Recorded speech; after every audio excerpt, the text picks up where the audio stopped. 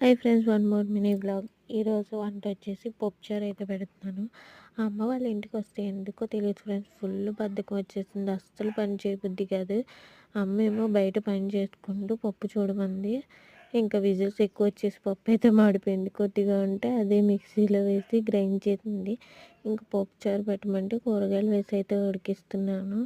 ఆ తర్వాత అమ్మమ్మ వాళ్ళ ఇంటికి వెళ్తానని పువ్వులు కోసుకొని మాల కట్టమంది. అవి కొన్ని అయితే మాల కడుతున్నాను. ఆ రోజు తీరా పని అవ్వలేదని చెప్పి అమ్మమ్మ వాళ్ళ ఇంటికి అయితే వెళ్ళలేదు.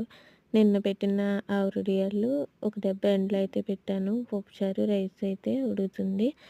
అలానే వరినూక గ్రైండ్ చేసుకుందామని బియ్యం అయితే కడుగుతున్నాను. వరినూక అయితే రేషన్ బియ్యంతో ఇంట్లోనే ప్రిపేర్ చేసుకుంటాము. మీరు కూడా అలానే ప్రిపేర్ చేసుకుంటారో కామెంట్ చేయండి.